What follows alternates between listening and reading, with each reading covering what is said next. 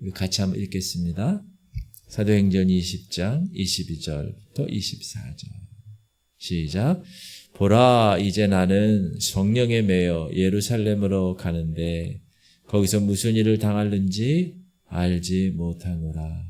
오직 성령이 각 성에서 내게 증언하여 결박과 환난이 나를 기다린다 하시나 내가 달려갈 길과 주 예수께 받은 사명 곧 하나님의 은혜의 복음을 증언하는 일을 마치려 하면은 나의 생명조차 조금 더 귀한 것으로 여기지 아니하노라.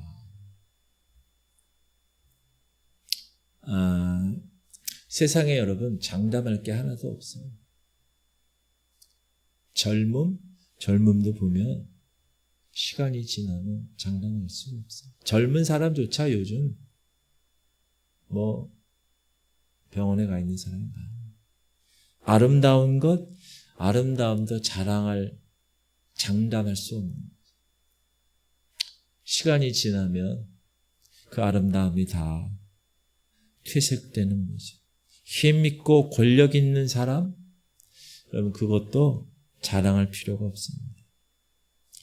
우리가 입버릇처럼 얘기하는데 따라합시다. 하나님이 불어 흩으시면 끝이다.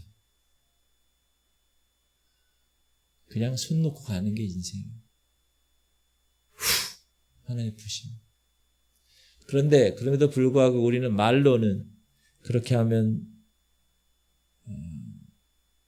생각으로도 아는 건 다 마찬가지인데 삶은 그렇게 전혀 살고 있지 않는다는 사실을 우리가 생각합니다. 제가 한 2주 전에 감기 때문에 고생했습니다. 나이가 들면서 몸이 예전과 같지 않다는 것을 느껴요. 그러면서 깨달아요. 장담할 수 없구나. 장담할 게 하나도 없어. 아무것도 아니고.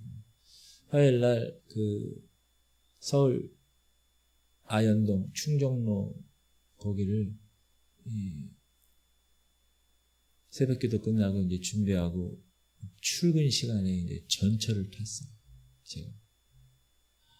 여기서 가는 거야 큰 문제가 없었는데 부평역에서 내려서 신도림까지 2호선 갈아타는 신도림까지 가는데 제가 중고등학교 때 특히 고등학교 때 그 만원 버스 탄 거 이상으로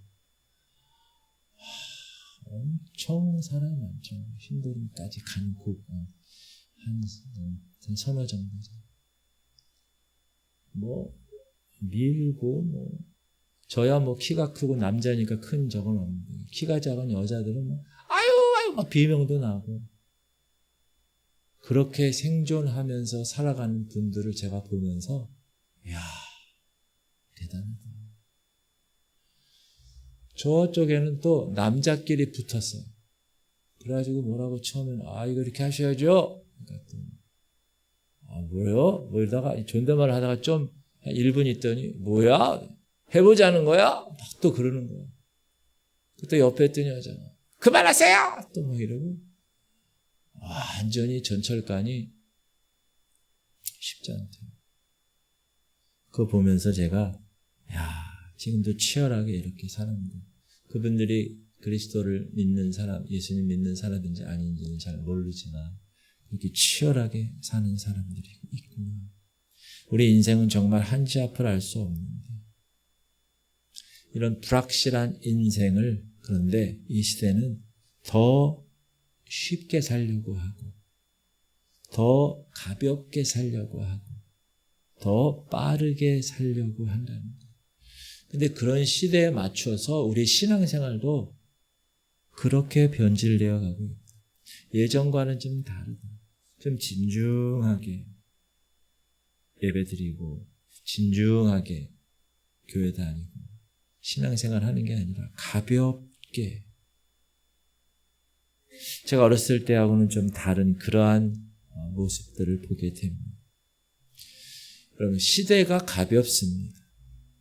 쉽고 간단하고 빠른 시대입니다. 사람들은 또 그렇게 살려고 애를 씁니다. 진중하게 사는 거 싫으니까. 특히 한국 사람은 더 그렇습니다. 여러분 우리나라가 세계에서 인터넷이 제일 빠른 나라예요. 그거 알고 계세요? 버스를 타도 인터넷이 광속도로 서비스가 제공되는 거예요. 우리나라. 3G에서 4G로, 4G에서 5G로 조금이라도 더 빠르게. 대단히 중요한 일도 아니죠, 사실. 그런데 쉽게, 간단하게, 심플하게 그렇게 사는 시대가 되었습니다. 그렇게 사는 사람이 더 멋지게 보이는 시대, 그렇게 사는 사람이 똑똑한 사람이라고 평가받는 시대. 그래서 그런 회사, 여러분 엘리베이터를 탔더니 반바지 입은 어떤 글로브를 맨 난닝구 입고 반바지 입고 글로브를 맨 사람이 계속 그만 반바지라는. 뭐냐하면 주식을 반도체 주식, 바이오 주식, 반바지 지는 분인가? 기억이 안 나요. 일단 그거 사라는 거예요. 그런 회사의 주가가 올라가는 세상이 되어 있습니다. 물론 빠른 것이 좋을 때도 있죠. 그러나 간단하고 쉽고 빠른 것은 여러분 반드시 대가를 치른다는 거 여러분 알고 계세요? 여러분 일회용품 아시죠? 일회용품. 물티슈 하나 얼마나 간단해요. 아유 지저분하면 물티슈 하나 아기 기저귀 하나가 얼마나 편해요. 옛날에 이렇게 해가지고 빨아가지고 막 쓰던 때가 있었는데 지금은 다 일회용. 쓰고버리면 그만. 여러분 우리나라에 이 비닐봉투 있잖아요. 비닐봉투. 우리나라에 1년간 쓰는 비닐봉투 한 사람이 1년간 쓰는 비닐봉투가 몇 장인지 아세요? 평균 450장. 하루에 비닐을 한 장 이상 쓰는 거예요.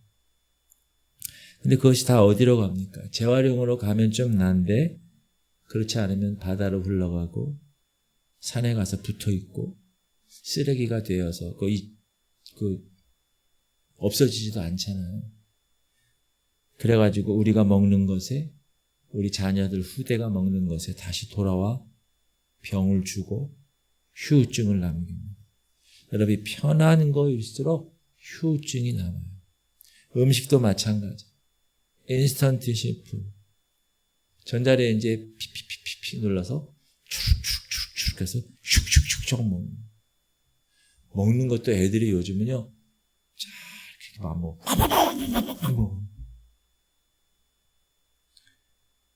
그러니 나중에 결혼해서 그렇게 전자레인지 돌려먹은 음식들 나중에 결혼하면 임신이 안 되는 일이 생기고 골격은 커졌는데 뼈가 약해서 넘어지면 쓰러져 버리는 이렇게 대가와 후유증을 요구하는 시대에 우리는 살고 있습니다. 문제는 이 가벼움이라는 게 어떤 생활용품이나 물건에 그치지 않는다는 거예요. 인간관계에서도 이 가벼움이 나타납니다. 여러분 사람과 사람의 관계에서도 보면 그냥 돌아서면 남아요. 끝이. 화해를 한다든지 사과를 한다든지 찾아가서 뭔가를 해결해 보려고 한다든지 하지 않아요. 요즘 시대. 서로 보기 싫으면 그냥 그만. 신혼여행 갔다가 신혼여행지에서 싸웠어. 그 인천공원에서 다시 돌아와서 각기 짐을 싸들고 그날로 이혼해 버리는 사람도 있어요. 친정에 들어가서 어떻게든 해보려고 하면 내 딸이 뭐가 못나서 그러냐. 너 필요 없어. 다른 사람과 다시 시작하면 돼. 여러분 이런 일들이 이런 가벼운 일들이 지금 일어나고 있다는 거예요. 사랑스러운 이 세상이 점점 가벼워지면서 동시에 어두워져 간다는 사실을 우리는 느끼고 있습니다. 근데 이것이 인간관계뿐만 아니라 이제 하나님과의 관계에서도 적용이 되는 거예요. 영적 신앙생활에서도 앞뒤 없이 가볍기 짝이 없어요. 그 경외감이 넘치는 하나님 앞에서 자기가 우상이 돼요. 하나님이 우선순위가 아니에요. 말은 그렇게 해요. 그런데 실상은 그렇지가 않아요. 신앙의 영역에도 이런 세태가 들어와서 여러분 이런 거 있어요. 하루 만에 끝내는 구약 성경. 들어보셨어요? 인터넷이나 이런 거 보세요. 하루 만에 구약 성경을 끝내는 거예요. 여러분 하루 만에 어떻게 구약 성경을 끝냅니까? 그러면 신약 성경은 한 반나절 만에 끝나요. 옛날 믿음의 선배들, 우리 아버님 시대들 보면 성경을 그런 식으로 보지 않았어요.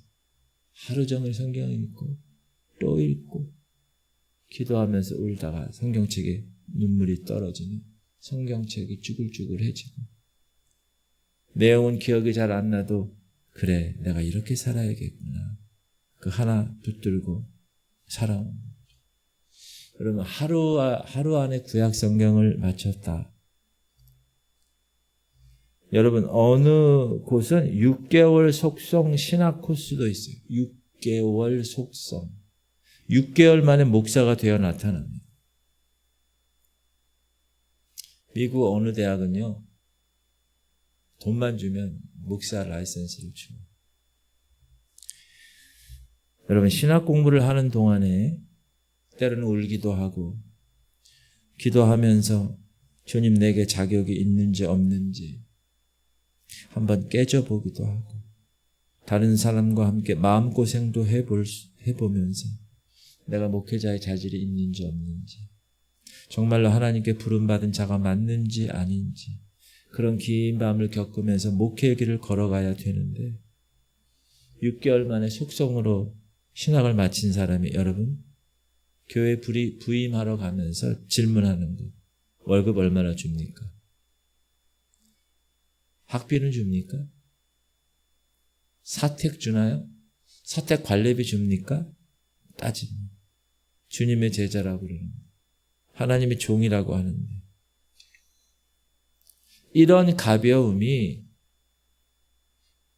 강단에서도 성도들 사이에서도 교회 공동체 안에서도 보인다. 봉사도 자기가 좋은 시간에 여기는 그건 자기가 해야 돼.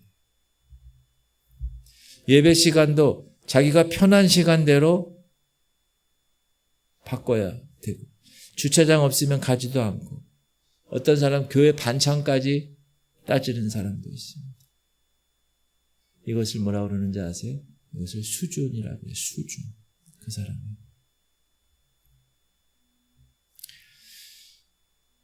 지금 이 시대는 어떤 나무로 우상을 만들어서 절하는 시대가 아닙니다. 그렇다고 교회 다니는 사람들이 점집에 가나요? 안 갑니다. 좀 뭐 안다고 제사상에 가면 절하나요? 절 안 합니다. 그런데 그것은 제외하더라도 더 큰 우상이 있습니다. 자기 자신, 자기 우상.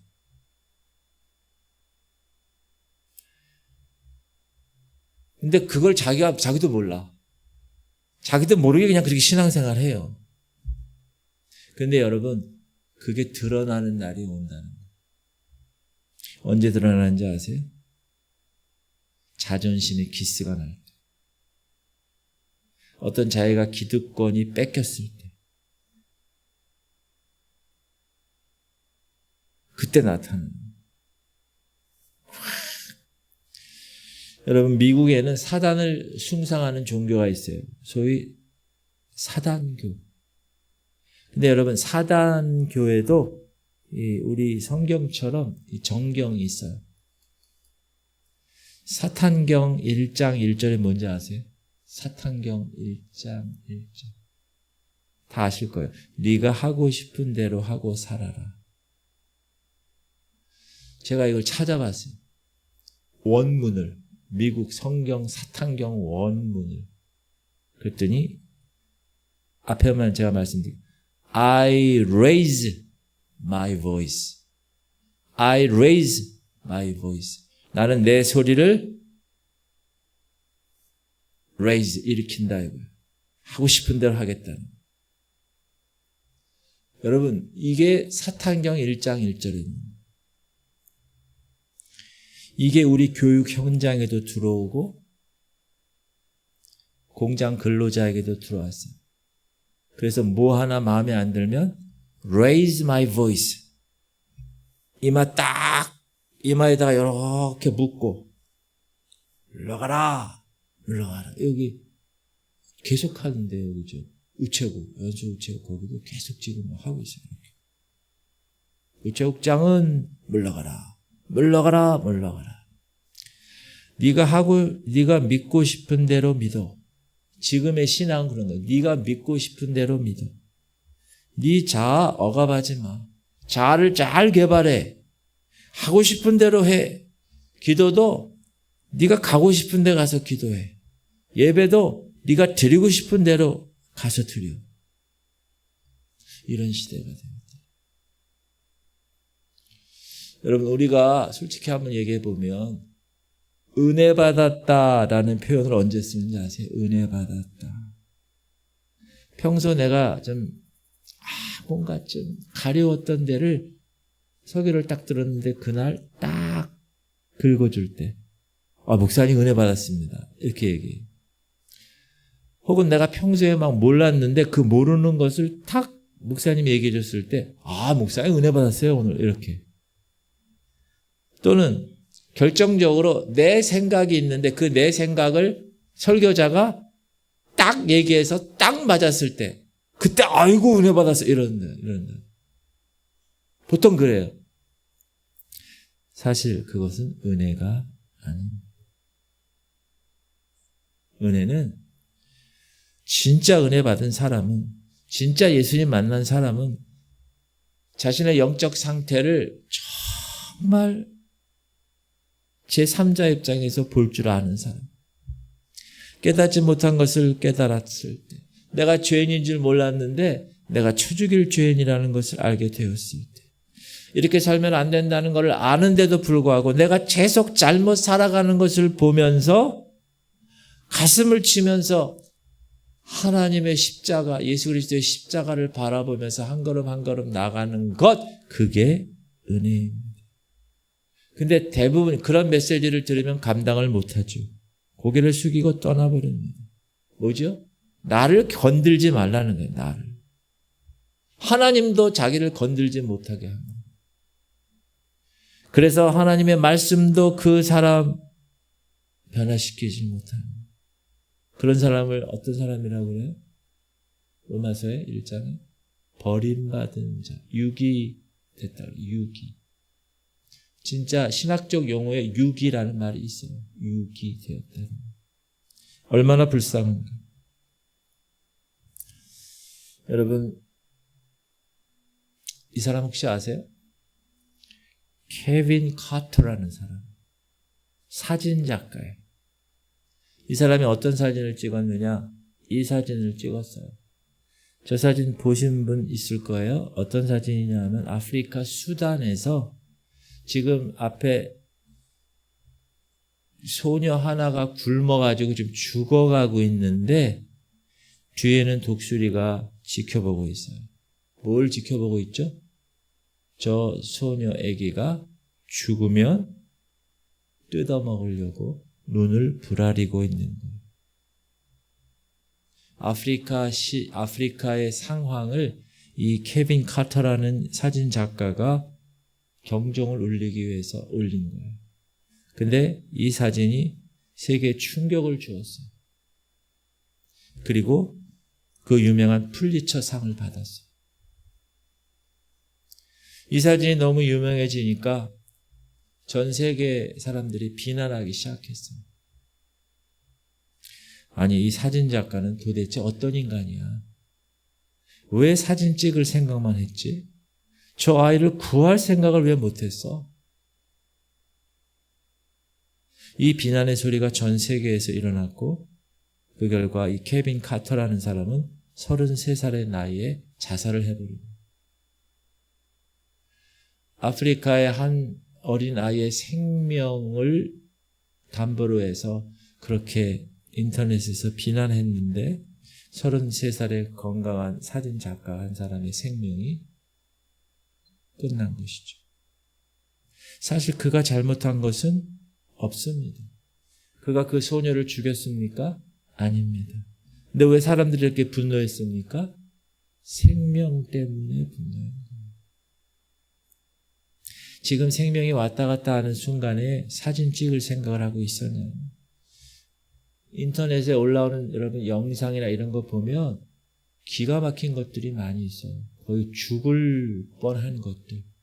근데 그거를 뻔히 보면서 사진을 찍는 거예요, 영상을. 중국 사람들이 주로 그런 걸 많이 하죠. 그래가지고 막 올라와요. 그러면 비난하죠. 아니, 지금 이거를 사진을 찍고 있는 거야? 사람을 구해야지.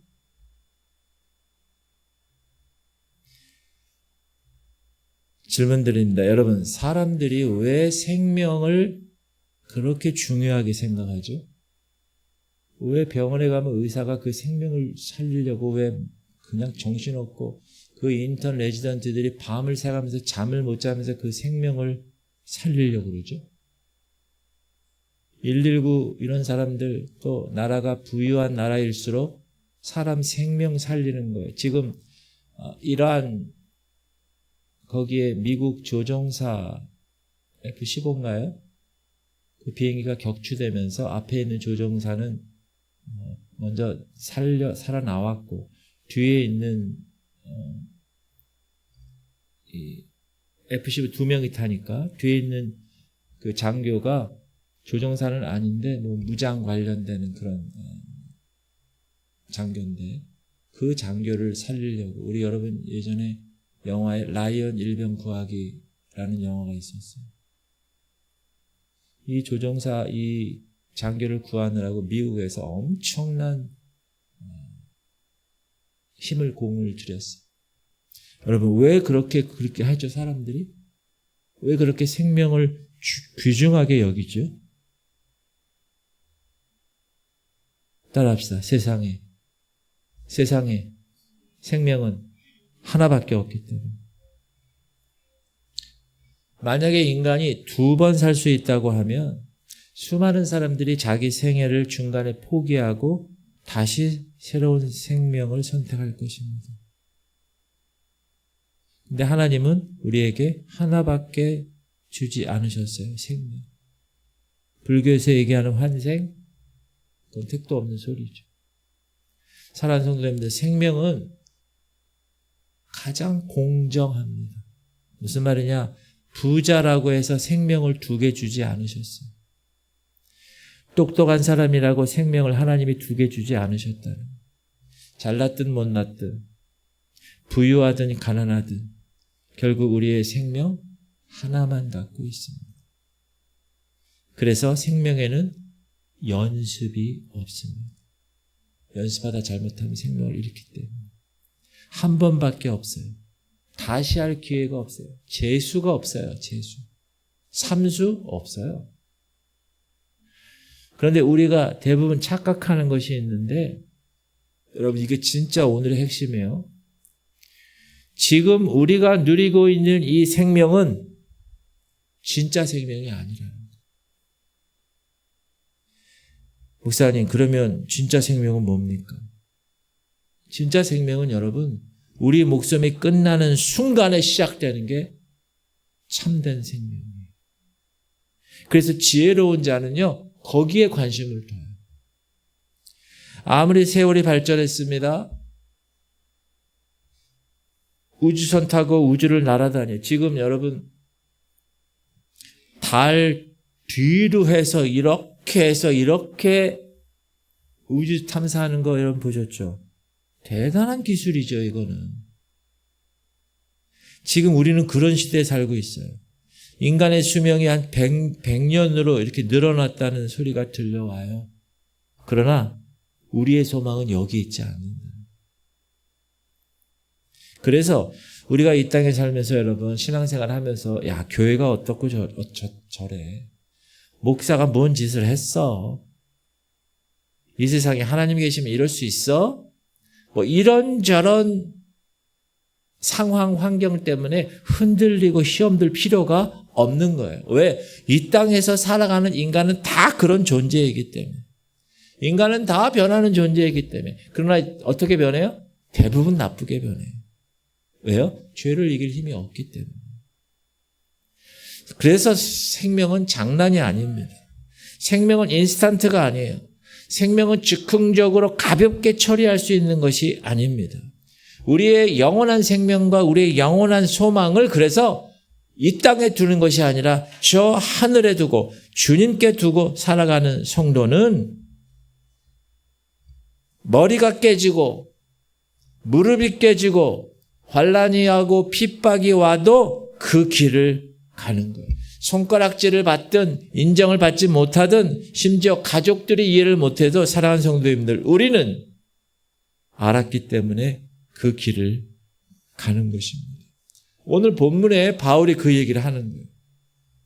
아주 신중하고 진중하게 말을 합니다.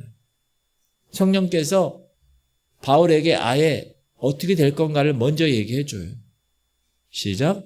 오직 성령이 각 성에서 내게 증언하여 결박과 환난이 나를 기다린다 하시니. 야, 네가 가는 그 앞길에 각 성마다 결박이 기다려, 환난이 기다려. 여러분, 성령님이 아무에게나 이런 일을 가르쳐 주시나요? 안 그래요. 왜냐하면 아무에게나 안 가르쳐줘. 아무에게나 가르쳐줘도 깨닫지 못하기 때문에 그래요. 근데 바울은 영이 깨어있는 사람이었기 때문에 성령님과 교통하는 사람이기 때문에 성령께서 그걸 알려주신 거예요. 주님이 이렇게 가르쳐주신 의미를 바울이 알았을까요? 몰랐을까요? 알았어요. 지금 오직 성령이 각 성에서 내게 증언하여 결박과 환난이 나를 기다린다 하시나, 이게 가지 말라는 뜻이에요? 아니에요. 각 성마다 결박이 기다리고 있음에도 불구하고 누구든지 이 길은 가야 할 길이다. 그런데 너 가볼 수 있겠니? 그거예요, 이 말의 뜻은. 그러니까 바울이 뭐라고 대답해요?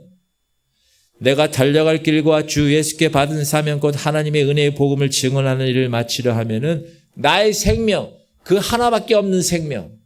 바울에게 생명이 2개 있었나요? 아니요. 바울도 똑같이 하나였어요. 그 생명조차 조금 더 귀한 것으로 여기지 아니하겠다. 무슨 말이에요? 주님, 알겠습니다. 하겠습니다. 가겠습니다. 나의 달려갈 길 가겠습니다. 주 예수께 받은 사명, 복음 전하는 일을 마치겠습니다.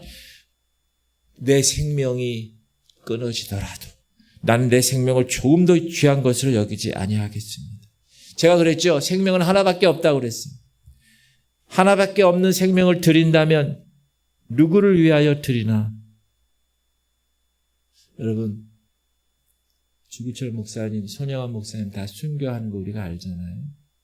그러면 그런 사람들을 우리가 대단하게 생각하잖아요. 근데 사실 당연한 일일 수도 있어요. 왜? 따라합시다. 예수님이 우리에게 생명을 주셨기 때문에. 그래서 응당 우리도 마땅히 생명을 주신 그분께 드릴 수 있어야 된다. 그런데 여러분, 그 드리는 우리의 생명은 결코 없어지는 생명이 아닙니다. 낭비되는 생명이 아닙니다. 하늘나라에서 보상받을 수 있는 어마어마한 생명의 드림이 이 땅에서 사도 바울은 알았기 때문에 복음이 내 생명보다 우선합니다.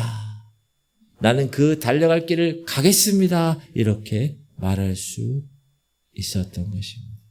그렇다면, 자, 지금이 중요해요. 그렇다면 이렇게 진중한 삶을 살기 위해서 우리가 어떻게 해야 될 것인가?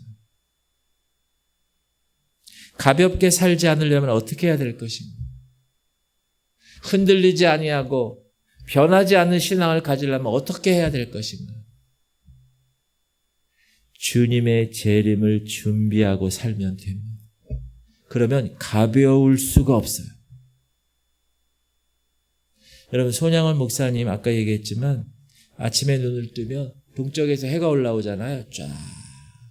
그 붉은 해가 넘어올 때마다 손양아 목사님 생각했대요. 오늘 주님 오실까? Perhaps today. 아마도 오늘. 그 목사님은 주님이 오신다고 생각하면서 1분 1초를 가볍게 여기지 않고 사셨습니다. 예전 제가 어렸을 때 부흥회는요, 딱 두 가지 주제였어요. 하나는 십자가, 하나는 재림이었어요.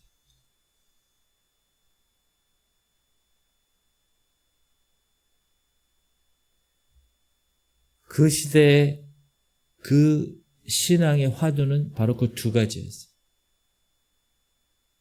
그런데 그 십자가와 재림의 말씀을 사람들이 아주 둔탁하고 별로 세련되지 못한 그런 주제라고 생각하지만 그 말씀을 듣고 들을 때마다 생명이 살아나고 살아났다. 그러나 오늘날은 그렇지 않아요. 세련됐어요. 그러나 깊은 잠에 빠져 있어요. 우리가 조금만 예민하면 예수 그리스도 그분이 오실 날이 가까웠다는 것을 깨달을 수가 있어요. 그런데 오히려 위험한 것은 뭐예요? 모든 사람이 다 평안하다 할 때 그때가 위기입니다. 강단에서 계속 평안해요. 복 많이 받으세요. 이렇게 살다 가는 거예요. 그럴 때가 위기라는 거예요. 지금 이 시대는 어떤 시대예요? 당장 지금 예수님이 오셔도 이상하지 않는 시대예요. 지금 말세의 환경이 그렇게 조성되어 있는 시대예요. 그래서 우리가 진중한 신앙생활을 하려면 가볍지 않고 하나님 원하시는 삶을 살려면 첫 번째 재림을 준비하는 신앙의 주인공이 되어야 되고, 두 번째는 심판대를 기억하는 신앙이 돼요. 심판대 앞에 나는 선다. 이게 꼭 기억해요.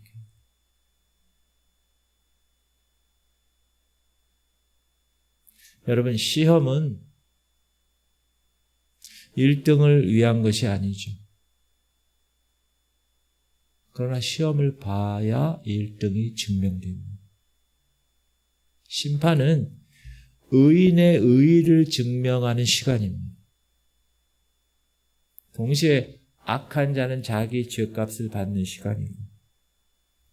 마태복음 25장에서 예수님께서 양과 염소가 분명히 나뉜다고 하셨어요.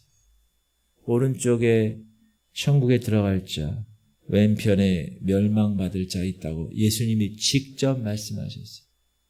물론 그런 민족에 관한 말씀이긴 하지만, 그러면 여러분 어디에 쓰실 것입니까? 오른쪽입니까? 왼쪽입니까? 군대 생활을 한 사람은요, 이걸 알아요. 1병, 2병, 1병, 상병, 병장이 되잖아요. 병장 말년이 되면 제대하잖아요. 그러면 제대를 앞두면 군인들이 달라집니다. 군대 오기 전에 선생님하고 하다가 군대 온 친구들이 있어요. 그런 친구는요, 제대할 때 되면 뭐 하는지 아세요? 자기가 나중에 나가서 강의할 교재를 공부하고 있어요. 왜? 제대하면 강단했으니까. 그거를 알기 때문에 준비하는. 군대에서 제가 예전에 있었던 데도 이 쫄병이 제가 농사 짓는 얘도 농사를 줘. 농사 짓다가 군에 온 친구는요, 제대할 때 되면 어떻게 해요? 아버지의 일을 이어받아 농사할 것을 알기 때문에 준비하고 있는 거예요. 확고한 믿음이 있어요. 선생님이 나는 분명히 내일 제대하면 선생님이로 가는 거야. 나는 내일 제대하면 나는 농부의 일을 하는 거야. 이렇게. 삶의 모습이 확연하게 드러납니다. 그때 제대하는 날. 마찬가지입니다. 심판의 날이 있는데, 심판은 죽은 다음에 주님 앞에서 가서 받는 것이지요. 그러나 그 심판의 기준은 제대하기 전에 준비하는 것처럼 지금 이 땅에 우리가 살아있는 이곳에서 결정된다는 거예요. 그날 그 시에 가서 딱 만나서 아무리 하나님께 말하고 변호하고 뭐 핑계를 대도 심판의 결과는 바뀌지 않습니다. 그때 가면 늦기 때문에. 주기철 목사님 일사각오의 신앙. 한 번 죽는 거예요. 한 번 죽는 거예요. 목숨이 하나니까. 한 번 죽을 각오를 가지고 신앙을 지키라는 거예요. 그분이라고 여러분 하나밖에 없는 목숨 아깝지 않았겠어요? 그분이라고 죽음이 두렵지 않았겠어요? 그분이라고 고문이 무섭지 않았겠어요? 주기철 목사님 사모님이 겨울에 면회를 갔어요. 엄동설안에 우리 목사님 추울까봐 솜옷을 손수 바느질해서 가지고 갔어요. 근데 목사님이 받질 않는 거예요. 그 솜옷을. 아니 왜 안 받으세요? 이 솜옷을 입으면 고문당할 때 피가 흐르는데 그 피가 이 솜에 이렇게 먹으면 이게 얼어버린다는 거. 엄동설안에. 그럼 더 아프다는 거예요. 그래서 얇은 옷을 입는 게 낫다는 거예요. 그 얘기를 듣고 사모님이 통곡합니다. 그리고 마지막 면에 목사님이 떨리는 목소리로 이렇게 얘기하는 거 여러분 다 아시죠? 여보, 따뜻한 숭늉 한 그릇 먹고 싶어. 천하의 주기철 목사님이 순교를 앞두고 사모님께 그 부탁을 하고 돌아섰습니다. 여러분, 왜 그분이 그렇게까지 그 길을 선택하셨을까요? 일사각오. 한 번 죽을 만큼 나는 신앙생활을 하겠다. 고난은 잠깐이고 영광은 영원하다는 사실을 아셨기 때문에. 그분의 마지막 설교입니다. 내 몸을 가두고 어떤 고통을 나에게 주어도 나는 주님이 아닌 어떤 것에도 경배하지 않습니다. 어떤 이는 나에게 주 목사 왜 그 괜한 일로 목숨을 버리느냐 하고 어떤 이는 그 가족 좀 생각하라고 하고 진심으로 주 목사 당신은 그 마음은 신사참배하는 거 마음은 아니잖아. 그냥 고개만 숙이고 있는 거잖아. 주님도 이해하셔. 신사참배하자. 이렇게 얘기하지만 그러나 우리 주님 날 위해서 십자가 지셨고 우리 주님 날 위해서 고통당하셨는데 나 이제 죽음 무섭다고 주님 모른 채 할까? 소나무도 죽기 전에 찍어야 푸른 것이고 백꽃은 시들기 전에 떨어져야 향기로운 법이니 이 몸 시들기 전에 주님께 쓰여지길 바랄 뿐입니다. 이게 그분의 마지막 설교. 너무 멋있지 않아요? 여러분 손양원 목사님 여러분 잘 아는 여수 반란 사건 때 이제 목사님 이제 피하게 해야 될 것 같아요. 돌아가실 것 같아요. 사람들이 와가지고 그래서 교인들이 돈을 모아서 손영환 목사님께 나룻배를 마련했어요. 목사님 피하세요. 목사님이 살아야 우리 교회가 살고 목사님이 살아야 우리 양들이 삽니다. 빨리 피하세요. 근데 손영환 목사님이 피하지 않으세요. 뭐라 그러시죠? 성도님들 내가 교회 떠나면 교회를 누가 지킵니까? 잡힐 거 뻔히 알면서 잡히면 죽을 거 뻔히 알면서 마지막까지 그렇게 교회를 지키시다가 순교하셨습니다. 손영환 목사님이 생각이 없어서 그랬을까요? 손영환 목사님 목숨이 귀하지 않아서 그랬을까요? 아니요. 저 하늘에 기다리고 있는 영광이 있었기 때문에 그렇습니다. 사랑하는 성도님들, 목사님은 자신 있습니까? 주기철 목사님이나 손영환 목사님처럼? 사실 자신이 없죠.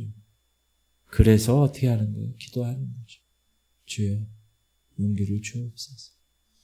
마지막 주님 품 안에 안길 때까지, 주님의 심판대 앞에 설 때까지 내 마음이 변질되지 않게 해주세요. 기도하는 거죠. 여러분, 코로나 겪으면서 깨달은 게 뭐가 있어요? 저는 이걸 깨달았어요. 상식이 깨진다는 걸 깨달았어요. 돈이 있으면 어떻게 해요? 밥 먹을 수 있죠? 코로나 때는 돈 있어도 밥을 먹을 수 없었어요. 백신 맞지 않았다는 이유로 핸드폰에 백신 접종이 없다고 해서 이마트에 들어가지 못했어요. 예배당에 몇 명만 모이라고 했어요. 그거 반항하면 이기적인 집단이라고 언론에서 완전히 집중 포화를 받았어요. 그걸 우리는 경험했어요. 눈으로 진짜 직접 봤어요. 상상도 못한 일이에요, 이거는. 사랑하는 성도님들, 그런데 이보다 더 센 것이 나올 수가 있습니다. 예수 믿는다는 이유만으로, 교회 간다는 이유만으로, 성경책 갖고 다닌다는 이유만으로, 예배 드린다는 이유만으로 어떤 억압을 받을 때가 올 것입니다. 그때 여러분 어떻게 하겠어요? 타협하지 않을 수 있겠습니까? 사랑하는 성도님들, 타협은 간단합니다. 눈 딱 감으면 됩니다. 표 받아버리고 경배해버리면 되는 거예요. 적그리스도에게 충성해버리면 됩니다. 간단합니다. 그러나 그렇지 않으려고 성도들은 몸부림쳐야 됩니다. 그게 진중한 신앙생활입니다. 여러분, 이제 추수 때가 되면 확연히 드러날 것입니다. 가볍게 신앙생활 한 사람들은 다 날아갈 겁니다.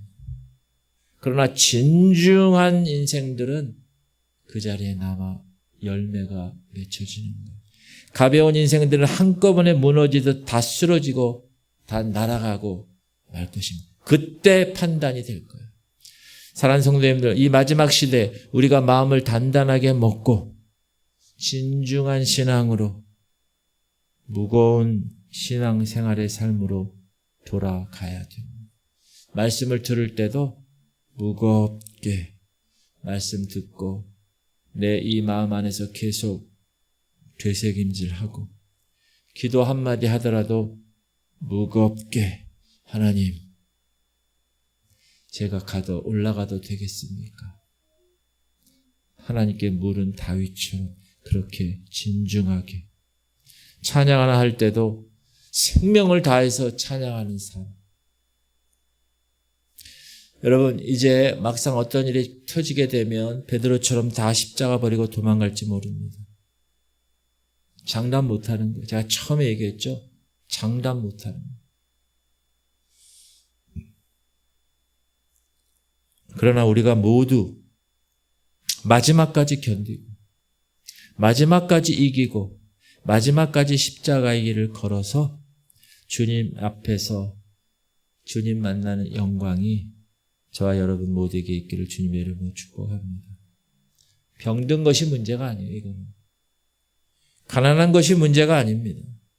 좀 삶이 괴롭고 고통이 있는 거 문제가 아니에요. 하나님 크기의 그림을 볼 수 있어야 돼요. 우리가 해야 할 사명이 무엇인지. 한 생명인데 이 땅에서의 생명 그걸로 내가 올인해서 살아가는 건지, 아니면 이 땅의 생명이 끝나고 시작되는 참된 생명, 그 영적 생명을 위해서 살아가야 되는 건지를 항상 묻고 24시간 하나님 의식하면서 살아가는 저와 여러분 되시기를 예수님 그리스도의 이름으로 축원합니다. 그게 진중한 신앙생활을 하는 사람입니다. 여러분, 제가 우리 교회 와서 이제 5년 차 하면서 여러분들을 바라보면 점점 진중한 신앙생활을 하는 사람이 있고 그대로 있는 사람이 있어요. 제가 그건 정체라고 얘기 안 했죠? 후퇴라고 얘기했어요. 여러분 어떠십니까? 여러분 스스로가 더 잘 아실 거예요. 하나님께서 오늘 말씀을 통해서 내가 어떤 신앙을 걸머쥐고 나가야 될 것인가를 여러분 마음에 깨닫게 하는 그런 귀함이 있기를 주님의 이름으로 축복합니다. 우리가 기도할 텐데 하나님 우리 성도들이 진중한 삶을 살게 하시고 주님의 재림을 항상 기억하게 하시고 여러분 24시간 하나님을 기억하고 의식하고 살아가는 삶이 쉽지 않아요. 그런데 훈련을 하는 과정이기 때문에 훈련하면 할수록 가능해요. 그리고 우리는 언젠가는 주님의 심판대 앞에 설 것이에요. 꼭 기억하셔야 됩니다. 진중하게 살아야 돼요. 세상과 타협하는 건 한순간입니다. 그러나 그 결과는 정말 영원한 거예요. 그러므로 우리가 기도와 말씀으로 세상을 승리할 수 있어야 돼요. 오늘도 하느니를 비롯한 우리 연약한 사람들 민우를 위해서 우리 김덕승 권사님, 한계령 성도님, 최영자 누님, 강례 권사님, 김원정 권사님, 김한나 권사님, 김인상 성도, 김사라 권사님, 민경원 성도, 이선배 집사님, 한행숙 권사님, 강정숙 권사님 위해서 우리 주님 이름 부르고 통성으로 하나님 주님의 재림을 항상 의식하고 주님의 심판대 설 것을 항상 생각하며 진중하게 무겁게 신앙생활하게 하여 주옵소서. 주님 이름 부르고 통성으로 기도하겠습니다. 주여 할렐루야. 하나님 오늘도 하나님 귀한 말씀 주심을 감사드립니다. 아버지 오늘도 믿음의 주 온전케 하실 주님만 바라보게 하여 주옵소서. 사도 바울이 나는 성령에 매여 예루살렘으로 가는데 거기서 무슨 일을 당할는지 알지 못한다. 성령께서 말하십니다. 너 거기 가면 환난이 기다리고 있어. 핍박이 기다리고 있다. 그러나 나의 달려갈 길과 주 예수께 받은 사명 이 하나님 은혜의 복음을 증언하는 일을 마치려 하면은 나의 생명조차 나의 하나밖에 없는 목숨조차 나는 귀한 것으로 여기지 아니할 것이야. 바울 사도처럼 손양원 목사님처럼 주기철 목사님처럼 이 땅에서의 생명이 영원한 생명이 아니기에 조금 더 귀한 것으로 여기지 아니하고 하나님을 위해서 순교하는 하나님의 백성들 하나님 그러나 이제 그들이 죽은 후에는 영원한 생명의 주인공이 된 것처럼 오늘도 주님을 붙들어 주옵소서. 하나님 만져주셔야 되겠습니다. 성령의 인도하여 주셔야 되겠습니다. 그러기 위해서 우리가 주님의 재림을 항상 의식하며 살아가게 하여 주옵소서. 하나님 주님이 이제